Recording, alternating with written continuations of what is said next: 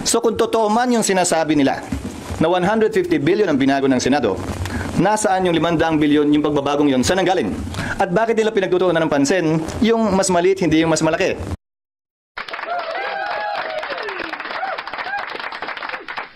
Okay, magandang araw po sa inyo lahat and welcome ulit dito sa ating YouTube Tabunin PH channel mga kababayan. And nandito na po tayo para sa ating panibagong reaction video ngayon.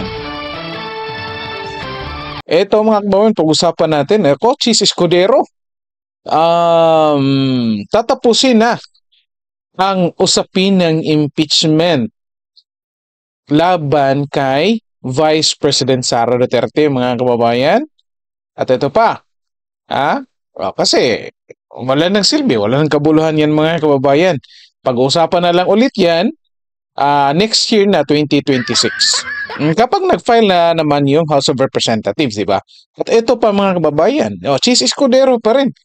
Walang takot na pababagsakin itong mga kongresista mga kababayan. Ito pag-usapan natin yan mga kababayan ha. Okay? So, ito bakit natin natanong yan? Kasi ito, ang daming lumalabas ngayon na issue mga kababayan. No? Nang nakarang araw, at ito ngayon, si Cochise Escudero mga kababayan, may hindi lang sagot ha? Hindi lang sagot. May action din ito para pababagsakin itong mga kongresistang naninira niya ngayon. Okay, ito. So, may balita tayo dito mga kababayan, pag-usapan natin ito. Share natin ito para makita din ng iba. Okay? So, bago natin i-play, paki-like po and share ng videos natin at then paki-subscribe din po sa ating channel. Ito mga kababayan, itong pinag-usapan niya dito, kasi nga ang nakikita natin dito ay mukhang tatapusin na ni Cochise Escudero or ng impeachment court yung usapin ng impeachment trial laban kay VP Sara. Okay? And alam naman natin kung anong ginawa ng mga kongresistang gustong patalsikin si VP Sara. Di ba? Nung nakaraang araw, nakaraang linggo, siniraan si Cochise Escudero, naglabas ng dokumento na kung saan pinapalabas nila na nag-insert si Cochise Escudero mga kababayan ng worth 142 billion na flood control projects. Okay?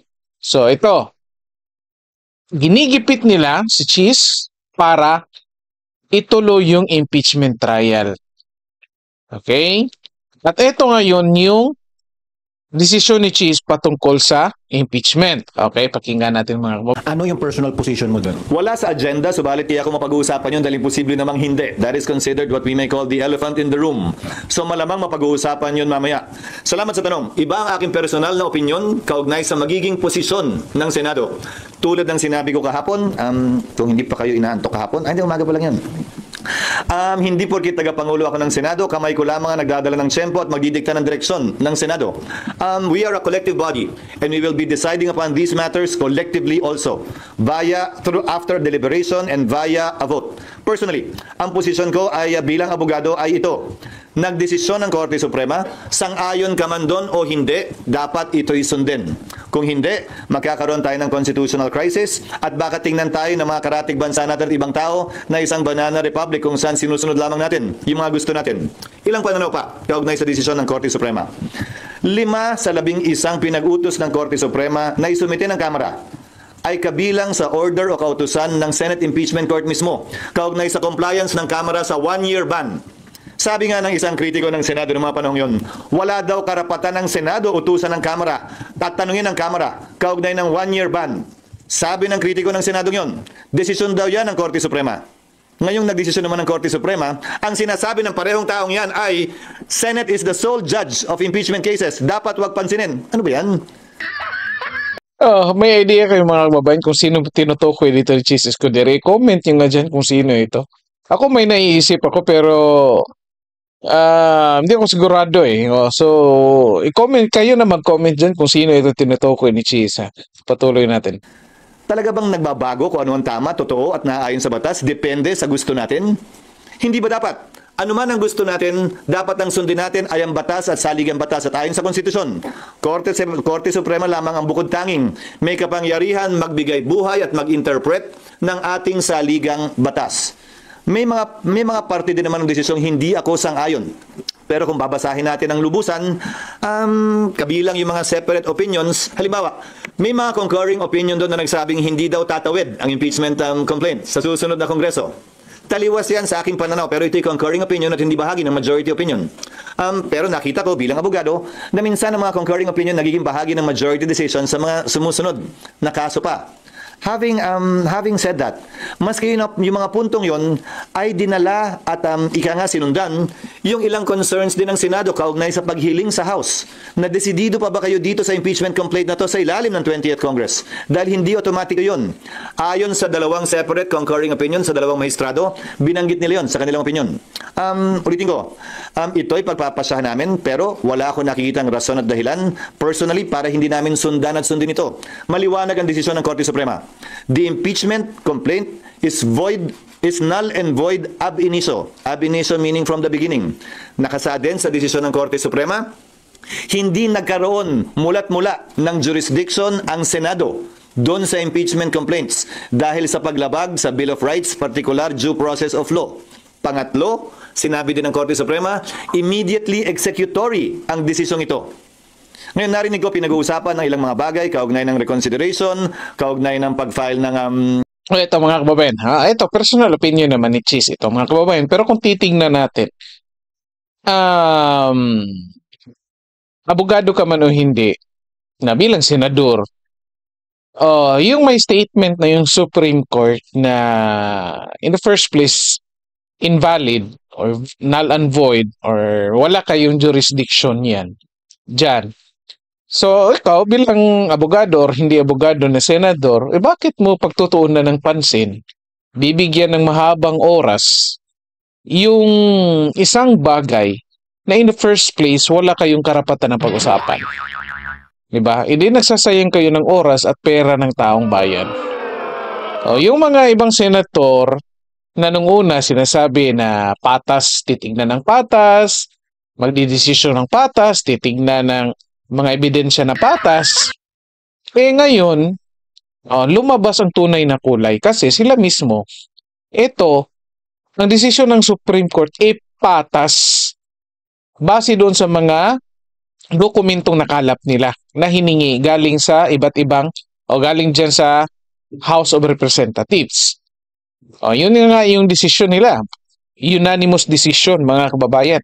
Yet, ilang mga senador na masyadong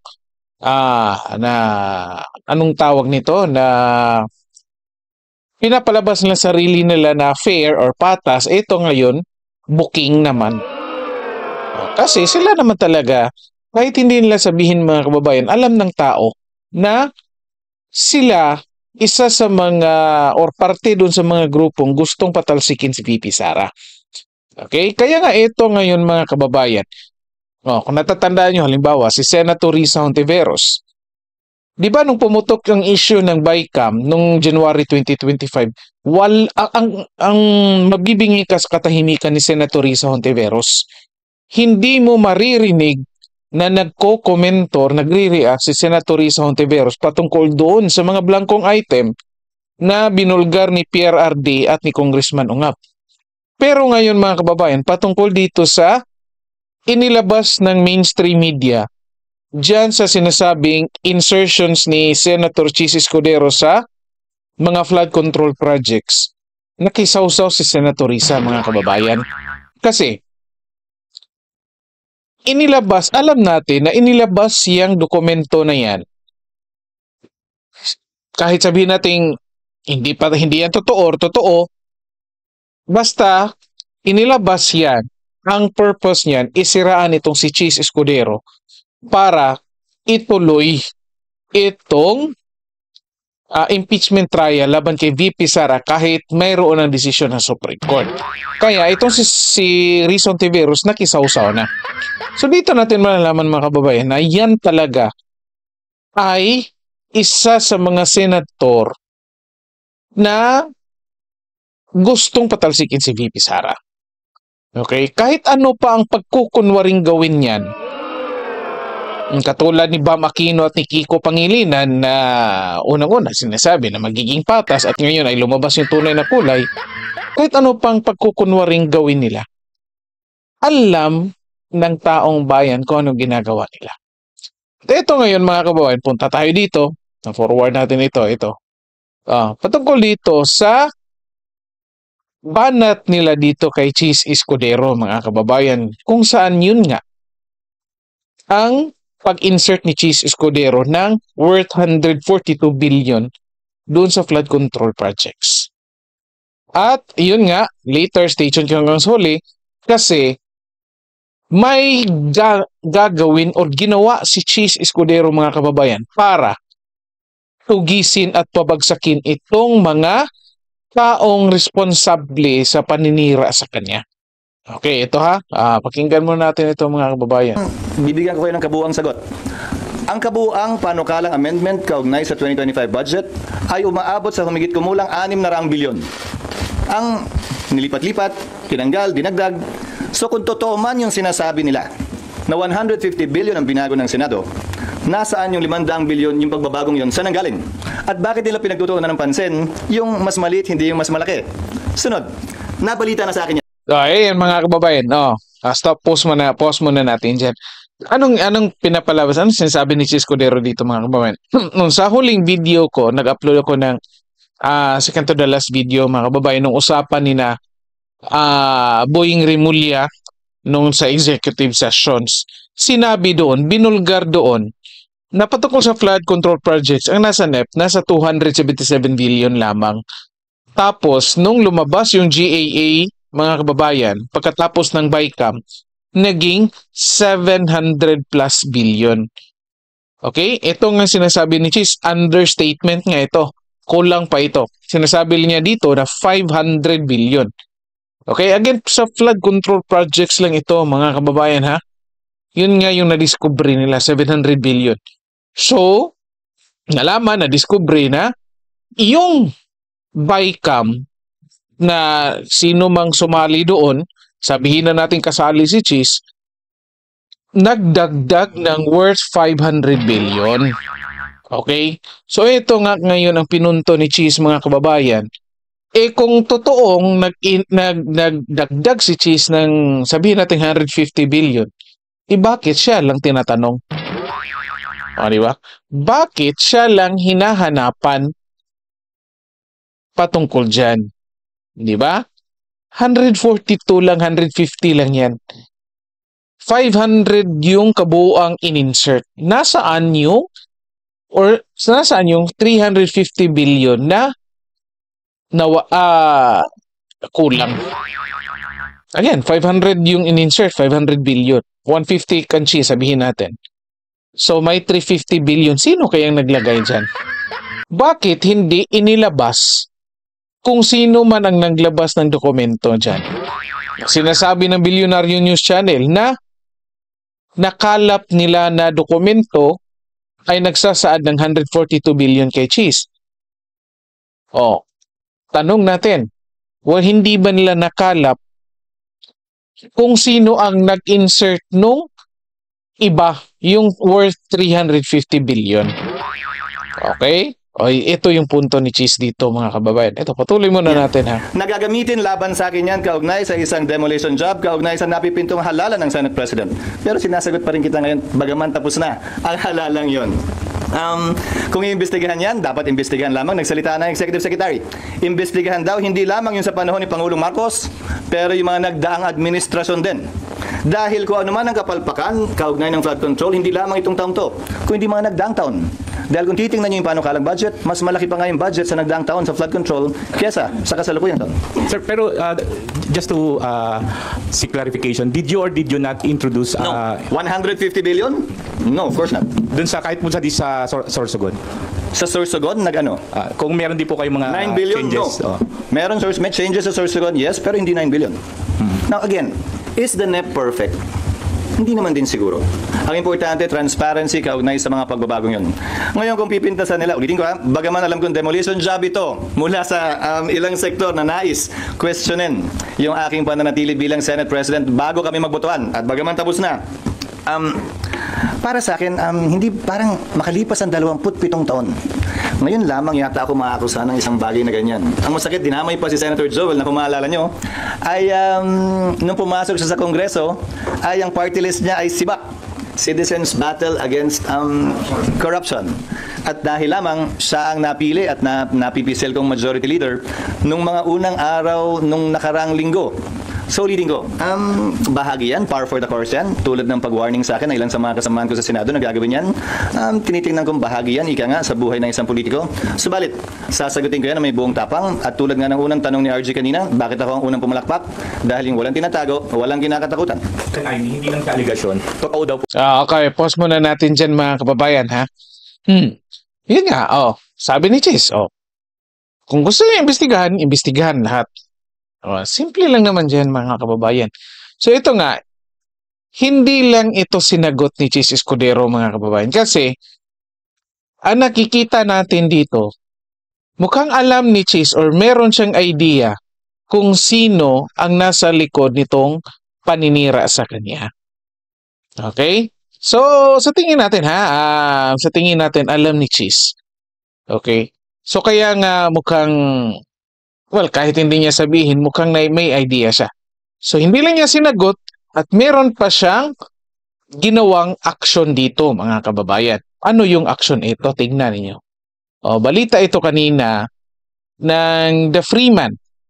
Okay? So, hindi ko alam kung makikita na mababasa ninyo. Pero, basahin na lang natin basahin ko na lang. Okay? And then, discuss natin kung pag-usapan natin ng mabilisan kung anong pinapalabas dito ni Senator Chis Escudero, mga kababayan, ha. Okay? So, ito. The Freeman, ito 7 hours ago pa nga. News updates. Senate President Chis Escudero announced that he will file pa na yung mga kababayan. So, hindi pa. Pero at least alam natin na may plano siyang gagawin at ito sa tingin ko maganda ito. Hindi lang siya ang apektado dito, buong Kongreso, buong Senate at Congress mga kababayan sa susunod na mga taon pa at henerasyon. Ito, he will file a bill prohibiting relatives of government officials from becoming contractors or suppliers for government projects. Escudero explained that the proposed ban would cover relatives up to the 4th degree of consanguinity and affinity. He emphasized the clear conflict of interest when relatives of lawmakers or officials benefit from government contracts. So the Senate President said the measure is in response to President Bongbong Marcos' recent SONA remarks about corruption, particularly involving failed flood control projects. Escudero also addressed allegations of budget insertions involving billions of pesos, firmly denying any involvement. Okay mga kababayan, klaro ito ha. So anong ibig sabihin dito? Anong pinapakita dito ni Senator Chis Escudero mga kababayan? Simple lang. Okay? Yun na nga, kung titignan natin yung mga nangyayari, di ba? Pisa pa lang, February pa lang, nag-file ang House of Representatives ng impeachment. Okay? Tapos sinasabi na dapat forthwith proceed. Yet, pinapakita dito ni Chis mga kababayan na kung saan dinidelay niya. Yan yung pinapalabas sa media. Pero yun nga, sabi ko mga kababayan, sa aking punto, personal opinion ko, nakikita ko, ginawang patas ito ni Chis Escudero, mga kababayan. Well, bakit? Ang nakikita ko, pinipigilan ito ni PBBM kasi natatakot si PBBM na may lalabas na impormasyon na makasisira sa kanyang administrasyon. Okay? So, nakikita ko dito na most likely ipapatuloy itong impeachment na ito doon na sa panghuling term or panghuling taon ni PBBM mga kababayan. Yan yung nakikita ko dito. Kasi kapag anumang impormasyon na lalabas dyan laban kay PBBM, mahihirapan na yung taong bayan na i-impeach si BBM kasi matatapos na yung term niya. Okay? So yan yung nakikita ko. Kasi kapag ngayon or next year, kung may lalabas na impormasyon dyan, kung may impeachment nila si VP Sara, ang susunod dyan ay si PBBM. At papasok si Martin Romualdez bilang Vice Presidente at proceed na ng bilang Presidente. Okay? So, kaya ako mismo nasasabi ko na pumipigil dito kay Cheese ay si PBBM. Pero again, pinapalabas dito ni Cheese mga kababayan na fair siya. Kaya na-appreciate din natin. Pero ito ngayon, kung napapansin ninyo, nung June, pinapalabas pa rin ng media na pinatatagal ni Cheese kahit pinag-usapan ng buong Senate. At ito na nga, pagkatapos niyan, nagkaroon ng decision Supreme Court, naglabas ngayon ng demolition job yung mga taong gustong i-impeach si VP Sara. At I think kilala ni Cheese Escudero mga kababayan kung sino ang mga taong nasa likod nito. At ito ngayon, okay? Ito ngayon, yung bill na finite or ipa-file niya na kung saan pagbawalan yung mga relatives or family members na magiging contractor or suppliers ng government project. So anong ibig sabihin? Alam natin mga kababayan, 80% sabi nga ni Boying Rimulya mga kababayan, 80% ng mga congressman ay contractors. Kahit hindi nila sabihin yan, alam ng taong bayan, alam ng kapwa kongresista nila dyan. Kaya nga nagkakaroon ng insertions. Sabi ni Cheese, tanong ni Cheese, mali ba kung mag-amend yung tawag nila dyan mga kababayan? Hindi naman, kasi nga in the first place, yung NEP, National Expenditure Program, hindi naman talaga perpekto. Nasa NEP mga kababayan, ayan lang yung priority ng executive. Hindi natin alam, baka meron ding priority yung mga nasa Congress, pwede naman talaga mag-insert. Pero imagine niyo mga kababayan, lahat nasa DPWH. Or karamihan dyan nasa DPWH. Kasi nga, in the first place, mga kontraktor yung mga kongresista. Kaya nga ito yung natanong natin mga kababayan. Si Escudero, pababagsakin na itong mga congressman. Kasi, mga kababayan, kung itong mga kongresista, kung itong bill na ito, matuloy ito at magiging batas, bagsak yung mga kongresista niyan mga kababayan. Kasi, in the first place, mag-iisip na yan kung tatakbo pa bilang congressman. Bakit? Gagastos sila ng malaki. Tapos kung manalo sila, hindi sila makakakuha ng kahit na anong contract dyan sa government projects. So, anong gagawin nila? Pwede, siguro. Well, may lusot din naman talaga. Halimbawa, hindi sila tatakbo bilang congressman pero susuporta sila doon sa mga taong tatakbo ng congressman para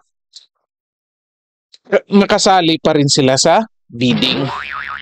Okay?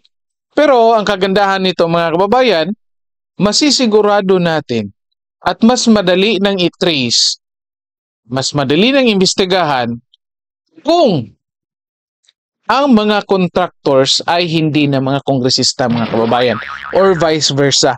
Or kung yung mga kongresista ay hindi na contractors. Okay? Sinong unang-una dito mga kababayan? Si Martin Romualdez. Alam natin. Hanapin nyo lang yung company ni Martin Romualdez, RYM Management. Ang laki niyan mga kababayan. May hawak pa yang media.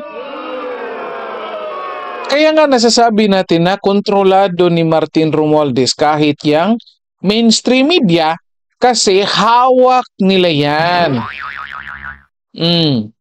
Sa real estate mga kababayan, Ganon din. Construction companies, ganon din. Na nandyan din yung company ni Martin Romualdez. So kahit hindi man sinabi ni Chis Escudero dito, mga kababayan, kahit hindi niya binanggit ang pangalan ni Martin Romualdez dito, kilala natin. Halos lahat, yun nga 80% ng mga congressman ay contractors. Kaya, ito sa batas na isa-submit, ipa-file ni Chis, mga kababayan, damay lahat ng mga kongresista nito, mga kababayan. Well, mapatanong tayo, o bakit ngayon lang si Chis magpa-file? Kasi sinisiraan na siya? Or naglaglagan na sila, mga kababayan? Well, anyway, hindi natin alam. O baka nga sa ating opinion, baka nga, pero at least, nakikita natin, mas mabuti na rin yan para kasi tayo ang makabenepisyo dyan, mga kababayan. Okay? So comment kayo dyan, mga kababayan, kung ano masasabi nyo dito.